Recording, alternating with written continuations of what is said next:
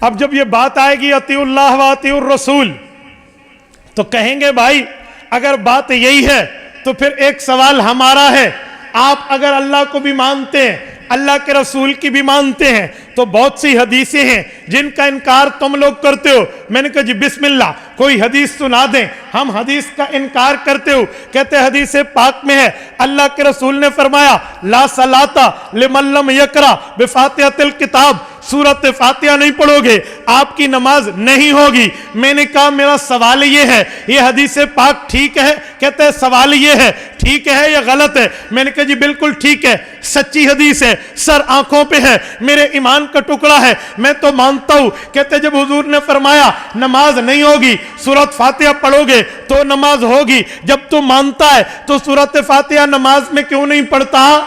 میں نے کہا میں تو پڑھتا ہوں، میں تو اب بھی نماز میں سورۃ فاتحہ پڑھتا ہوں۔ کہتے ہیں آپ نے مقتدی بن کے تو نہیں پڑھا۔ میں نے کہا مقتدی بن کے میں نماز کے ساتھ جماعت پڑھ رہا ہوتا ہوں، تو جماعت کا مسئلہ اور ہے، نماز عام کا مسئلہ اور ہے۔ اور کس نے بتایا؟ میں نے کہا میں تیری طبیعت صاف کر رہا ہوں، یہ حدیث جو ہے یہ تو نے پیغمبر سے سنی ہے؟ جی نہیں۔ میں نے کہا میں نے سنی ہے؟ کہتے ہیں نہیں۔ میں نے کہا جس نے سنی ہے اس سے پوچھ لے اس کا مطلب کیا ہے۔ جو صحابی، جو میں نے شروع میں کہا نا لفظ گھڑی ذہن میں ہے نا تو دیکھنے والا بتائے گا، تو یہ حدیث حضور کے صحابی نے دی ہے، جا پیغمبر کے صحابی کی دربار پہ چلتے ہیں، اس سے فیصلہ کراتے ہیں، اے صحابی رسول، اے شاگرد پیغمبر، اے تلمیذ رسول، ہمیں بتاؤ، سناؤ، سمجھاؤ، ہمیں یہ بات دماغ میں بٹھاؤ۔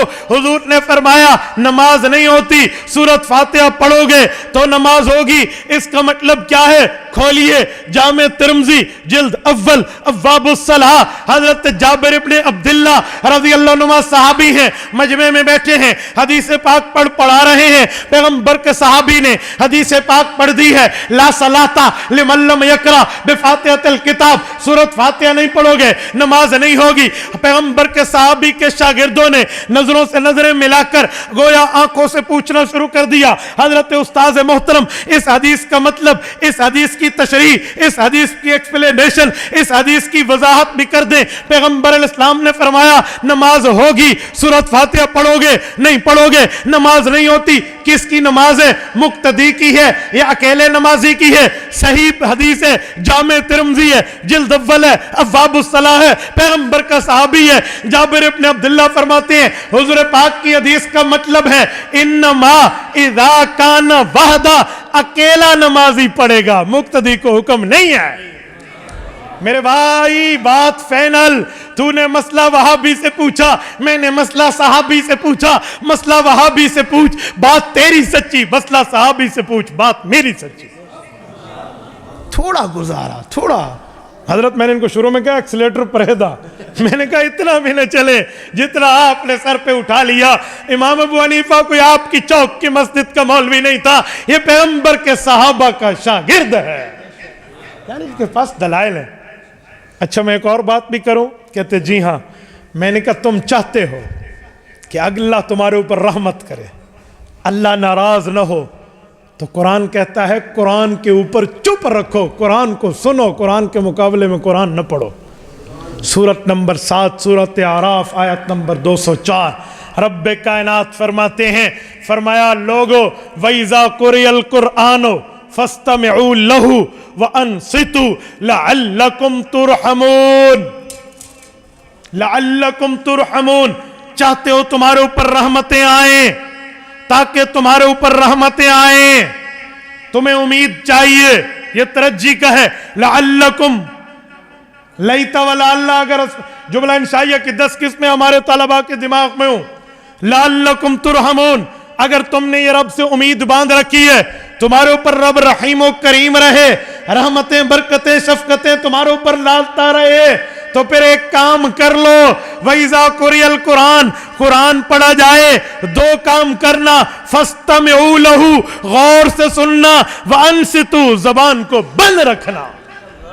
اے خدا کے بندے اس آیت پہ عمل تو کر لے تو رحمتیں آئیں گی، لیکن تو نے مسئلے پہ مجھے قرآن سنایا، حضور کا فرمان سنایا، قرآن چھوڑ دیا۔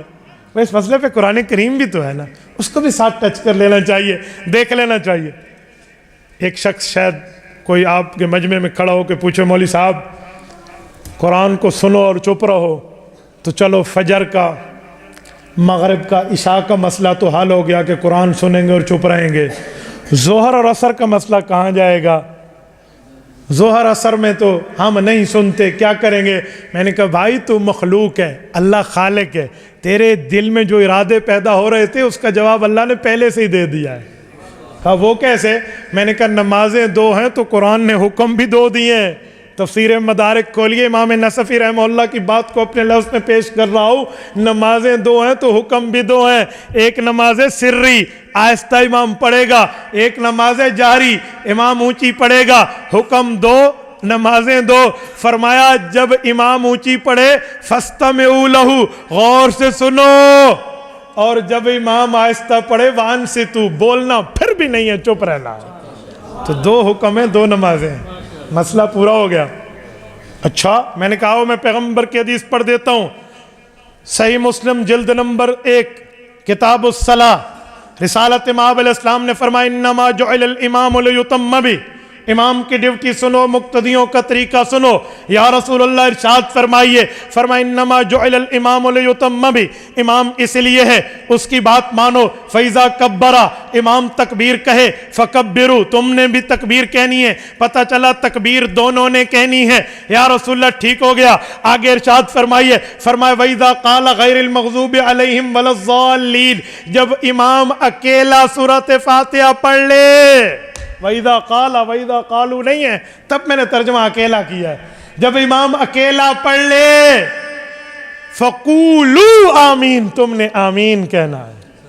یا رسول اللہ ٹھیک ہو گیا، آگے فرمایا وَإِذَا قَرَأَ فَأَنصِتُوا، وہ قرآن پڑھتا رہے گا، تم خاموش رہتے رہو گے۔ صحیح مسلم جلد نمبر 1 کتاب الصلاۃ صفحہ 178۔ میرے بھائی پیغمبر کی صحیح حدیث ہے، یہ اطیع الرسول میں نظر نہیں آتا۔ تبارك الذي نزل الفرقان على عبده ليكون للعالمين نذيرا۔